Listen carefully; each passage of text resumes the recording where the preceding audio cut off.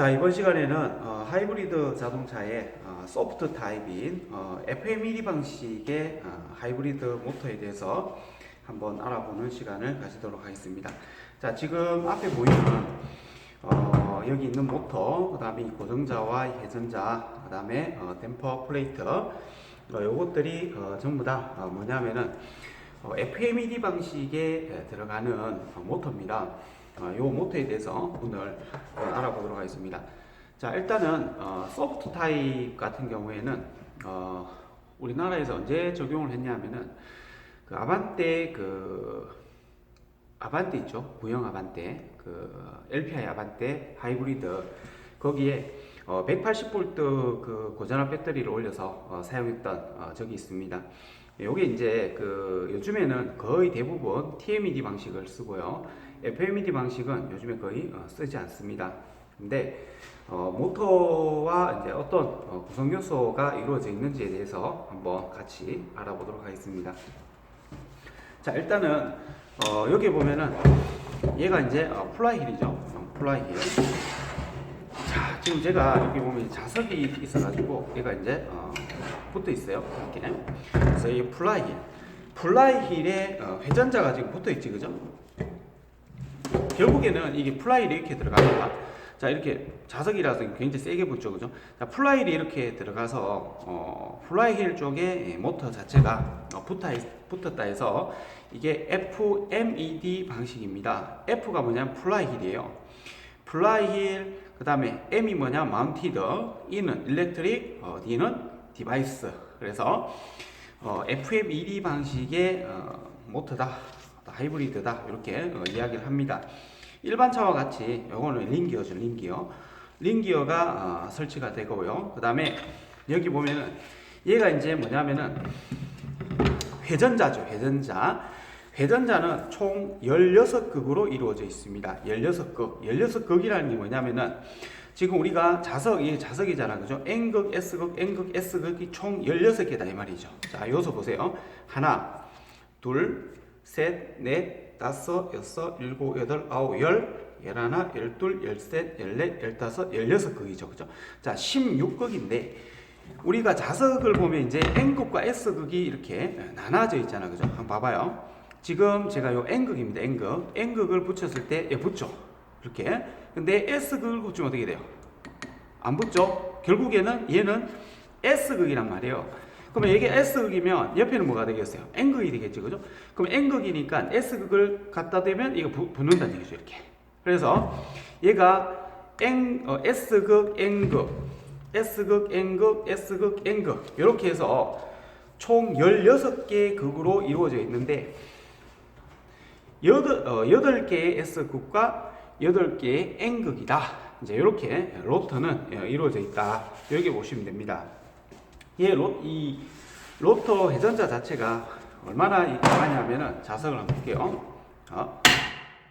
자, 붙었습니다. 보세요. 자, 붙었습니다. 이렇게 아주 강하죠, 그죠? 그래서 우리가 이제 이 모터 자체에 이 회전자 쪽에 자석이 굉장히 세기 때문에 시계 가까이 대면 안 돼요. 이런 부분들은 정비하실 때 꼭 떼놓고 정비하시기 바랍니다. 여기는 자석이지만 여기는 자석이 아니에요. 여기는 아니죠? 안 붙죠, 그죠? 얘는 자석의 성질이 없지만 얘가 자석이기 때문에 붙는 거예요. 그러면 일반적으로 여기에다가 어떤 철심을 갖다 꽂으면 얘는 안 붙는다 이 말이죠. 그래서 얘는 회전자다. 회전자는 이제 이렇게 N극과 S극을 총 16개 극으로 이루어져 있다. 이렇게 여러분들이 알고 계시면 되고요. 자, 두 번째로 지금 이게 이제 그 모터 하우징입니다. 모터 하우징이고, 그 다음에 여기에 보면은 뭐가 들어가 있냐면은 UVW 3상이 들어가죠. 3상선이 들어갑니다. 요 3상선은 이렇게 와서 어디로? 이쪽으로 오죠.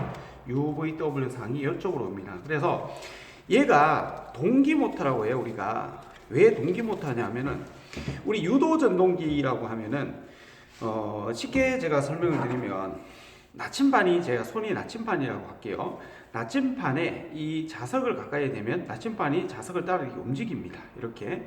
근데 이 모터를 갖다가 회전을 시키려고 하면은 어떻게 해야 되느냐? 그 유도 전동기에 보면은 그 아라고라는 그 분이 있죠, 그죠? 아라고. 그분이 회전 원판에다가 얘를 자석을 두고 이렇게 돌렸죠. 근데 이거를 기계적으로 돌릴 수가 없어요. 왜냐하면 계속 회전을 해야 되니까. 그래서 머리를 쓴 게 뭐냐면 삼상전기에 전기를 주면서 N극과 S극을 수시로 바꿔주는 거죠. 얘를 수시로 바꿔주게 되면 안에 있는 이 N극과 S극, 이 회전자 자체도 서로 밀고 당기고 하면서 이 모터가 회전을 하더라 이거죠. 그래서 이런 전동기를 우리가 유도 전동기라고 일반적으로 이야기를 하지, 그죠? 그래서 우리가 쓰고 있는 그 모터에 보면 대부분 유도 전동기를 굉장히 많이 쓰고 있어요. 그래서 우리 하이브리드 자동차에 이 모터도 유도 전동기를 갖다가 쓰는데 이걸 우리가 동기 모터라고 일반적으로 이야기를 합니다. 동기 모터. 그리고 이 FMED 방식 같은 경우에는 여기에 보면은 그 요만한 뭔가 배선 하나 보이죠? 요거. 얘도 우리가 TMED 방식에도 마찬가지로 다 있지만 코일의 어떤 그 온도를 감지하기 위해서 이 서미스터를 갖다가 여기에 놔뒀습니다. 서미스터는 우리가 보통 이 부특성 서미스터를 많이 쓰잖아, 그죠? 온도를 결국에는 이제 감지를 하겠다, 이런 얘기고요. 이 모터 중에 이걸 우리가 고정자라고 합니다. 고정자 또는 뭐 스테이터, 고정자 이렇게 얘기를 하는데, 자, 여기에 보면은 총 24개의 슬롯으로 이루어져 있어요. 한번 보세요. 하나, 둘, 셋, 넷, 다섯, 여섯, 일곱, 여덟, 아홉, 열, 열하나, 열둘, 열셋, 열넷, 열다섯, 열여섯, 열일곱, 열여덟, 열아홉, 스물, 스물하나, 스물둘, 스물셋, 24개. 맞지, 그죠? 24개 슬롯으로 이루어져 있는데, 일반적으로 우리가 이제 하이브리드 같은 경우에는 이 모터의 용량이 있습니다. 모터 용량. 차에 따라서 모터 용량이 틀려져야 되겠죠. 근데 얘는 일반적으로 한 30kW 전후로 보통 씁니다. 그러면 우리가 1kW가 0.736 마력이죠. 그죠? 킬로와트죠. 1마력이 0.736kW잖아요. 그러면은 나눠보면은 대략 한 40마력? 이 정도 보시면 됩니다. 근데 이 FMED 방식 같은 경우에는 지금 구조상으로 보면 플라이 힐에 얘가 붙어가지고 돌아가잖아요. 결국에는 이 플라이 힐은 엔진 크랭크 축과 연결되어 있단 말이에요. 그러면은 얘의 가장 큰 단점은 뭐냐면은 전기차 모드로 주행할 수가 없다는 겁니다. 전기차 모드로 주행할 수가 없다는 거는 결국에는 초기 출발 시 연비를 갖다가 아끼지 못한다, 뭐 이런 얘기가 되겠죠, 그죠? 그래서 이 FMED 방식 같은 경우에는 어떤 식으로 이제 얘가 작동을 하느냐면은 우리가 시동을 걸고 난 다음에 출발을 하잖아요. 출발을 할 때 엔진과 모터를 동시에 구동을 합니다. 그리고 어느 정도 정속 주행이 가면은 얘 모터 자체를 돌리지 않고 뭐 엔진만 구동을 하는 거죠. 왜? 얘는 전기차 모드가 없으니까. 이런 방식으로 얘를 구동하기 때문에 TMED 방식보다는 좀 비효율적이다, 이렇게도 우리가 볼 수가 있습니다. 그리고 얘는 고정자, 그 다음에 얘는 회전자라 그랬죠. 스테이터, 로터, 뭐 이렇게도 이야기를 한다고 했습니다. 자, 그 다음에 여기 보면은 댐퍼 플레이트라고 있어요. 이게 댐퍼 플레이트인데 얘는 무슨 역할을 하느냐 하면, 자, 여기 봐봐요. 자, 얘가 플라이 힐이에요. 플라이 힐이 원래 조립이 어떻게 되느냐, 얘가 정상적으로 이렇게 조립이 됩니다. 자, 이렇게 조립이 되고 난 다음에 그 다음에 얘가 조립이 되고 난 다음에 반대편 있죠? 이 반대편에서 얘가 반대편에서 이제 댐퍼 플레이트가 이제 이렇게 붙는 거죠. 이렇게. 그럼 반대편에 보면 이렇게 붙는다는 얘기죠. 얘가 이렇게 있고 반대편에서는 이렇게 붙는다는 얘기예요. 이렇게 댐퍼 플레이트가 이렇게 붙으면 우리가 이 구조상으로 보면은 이쪽이 어느 쪽이냐면은, 자, 댐퍼 플레이트가 플라이 힐이 이렇게 들어간다 그랬죠, 그죠? 플라이 힐이 이렇게 들어가고 시동 전동기가 이쪽에 들어갑니다. 시동 전동기가 우리 TMED 방식 같은 경우에는 시동 전동기가 없어요. 시동 전동기 대신에 뭐가 있냐면은 HSG가 있죠. 하이브리드 스타트 제너레이터, 시동 발전기를 하는 놈이 있는데 얘는 시동 발전기가 있는 게 아니라 우리가 내연기관에서 많이 보고 있는 시동 전동기, 스타트 모터 또는 세르 모터라고 하는 그 기동 전동기가 들어가요. 그리고 이 댐퍼 플레이트 중간에는 보면 스플라인이 파져 있죠.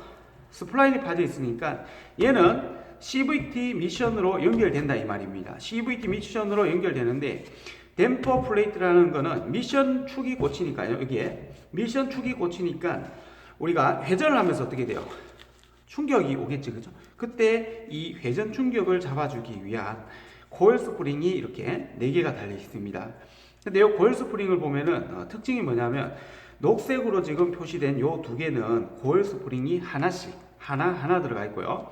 파란색으로 표시된 이 부위에는 이중 스프링이 있어요. 그러니까 파란색 안에 또 작은 스프링이 또 하나 더 있습니다. 이거는 이중 스프링은 왜 쓰느냐 하면은 스프링의 진동을 잡아주기 위해서 이중 스프링 보통 많이 써요. 이런 특징이 있다. 그리고 요거는 뭐냐면은 얘는 하우징 그 미션 모터 측과 엔진 쪽 요 사이에 들어가는 리어 플레이트, 리어 플레이트라는 것인데 여기에 보면은 지금 동그랗게 생긴 거 있죠? 이게 뭐냐면은 요게 레졸버입니다. 레졸버 자체는 우리 모터 상의 위치를 갖다가 잡아주는 거죠. 이게 왜 이렇게 잡아줘야 되느냐면 우리가 이 분해나 어떤 이 모터를 교환하거나 이렇게 하다 보면은 그 정확한 그 상의 위치를 잡을 수가 없어요. 기계적 오차가 생기기 때문에. 그리고 회전 속도와 모터의 상을 보정해 주는 거죠. 어떻게 보면은 그래서 이게 레졸버 센서입니다. 레졸버는 우리가 밖에서 보면 그냥 이렇게 보여요. 커넥터로 이렇게 보이기 때문에 이게 뭐지? 라고 하지만 실질적으로 모터 안에는 이렇게 둥글게 얘도 자석이 이렇게 형성되게 이렇게 돼 있죠. 자, 여기 보면 요 놈이 레졸버가 어디에 부분과 감지되느냐 하면 요 부분입니다. 요 부분. 볼록볼록한 거 보입니까? 이렇게? 볼록볼록한 요 부분하고 레졸버가 같이 물리게 되어 있어요. 이게. 자, 이렇게 해서 한번 조립을 한번 해볼게요. 자, 조립을 해보면은 얘가 이렇게 플라일이 이렇게 모터 쪽으로 이렇게 들어갑니다. 자, 넣어볼게요. 이게 되게 이게 자석이 세기 때문에 들어갑니다. 자, 이렇게 굉장히 세게 물려요. 들어갔죠? 이렇게. 자, 이렇게 들어가고 그 다음에 여기에 레졸버가 이렇게 장착이 될 겁니다. 자, 레졸버가 맞는데 간섭이 돼가지고 얘가 이렇게 레졸버가 이렇게 장착이 되면 이 모터가 회전하면서 이쪽에서 이제 상을 잡을 수 있겠죠, 그죠? 그 다음에 시동 전동기가 여기에 들어가고요. 그 다음에 반대편에는 모터 쪽에 댐퍼 플레이트가 여기 보면은 G 위치가 있습니다. 요거 하나 둘 셋 댐퍼 플레이트 위치를 이렇게 잡아가지고 얘도 이렇게 되겠죠? 자, 이렇게 되면 이제 어떻게 되느냐? 자, 이렇게 봤을 때요. 여기가 그 엔진 크랭크 축이겠죠, 그죠? 엔진 그 크랭크 축이 몰려서 실린더 블럭이 이렇게 붙어 있습니다. 실린더 블럭 쪽이고, 그 다음에 이쪽이 뭐냐면은 미션, CVT 미션 쪽입니다. 그래서 미션 축이 여기에 이제 꽂히겠죠. 여기 꽂히고, 플라이힐 쪽에 있는 그 크랭크 축 플라이힐 여기에 이제 크랭크 축에 물리는 부분입니다. 그 다음에 시동 전동기가 여기 가서 링기를 갖다가 이제 돌려주는 이제 이런 구조로 FMED 방식의 모터를 갖다가 우리가 한번 살펴봤고요. 제가 요거를 다시 한번 떼볼까요? 분해를 해보면 댐퍼 플레이트 이게 회전자 자체가 자성이 굉장히 강하기 때문에 떼기가 쉽지 않죠, 그죠? 쉽지 않습니다. 자, 네, 저는 떼겠습니다. 자, 댐퍼 플레이트. 그 다음에 이거 한번 돌려볼까요? 얘가 회전자라 그랬죠, 그죠? 얘가 회전자입니다. 얘는 회전자고 얘는 고정자. 그래서 얘는 이렇게 뒤에서 레졸버 센서를 먼저 탈착을 하고요. 얘가 레졸버지, 그죠? 레졸버, 리어 플레이트. 이게 통째로는 리어 플레이트라고 합니다. 자, 이놈을 먼저 분리를 하고요. 자, 이게 있네요. 자, 리어 플레이트. 그 다음에 여기 보면은 플라이힐과 함께 붙어 있는 회전자 요놈을 떼올려야 되는데 지금 책상 위에서는 제가 자세가 잘 나오지 않기 때문에 얘를 뗄 수는 없습니다. 자, 이렇게 해서 이번 시간에는 소프트 타입인 FMED 방식의 모터를 갖다가 한번 열어봤습니다. 열어보고 구조를 갖다 이해했고 안에 어떤 것들이 어떤 역할을 하는가에 대해서 우리가 한번 알아봤습니다. 이렇게 해서 FMED 방식의 모터에 대해서 마치도록 할게요.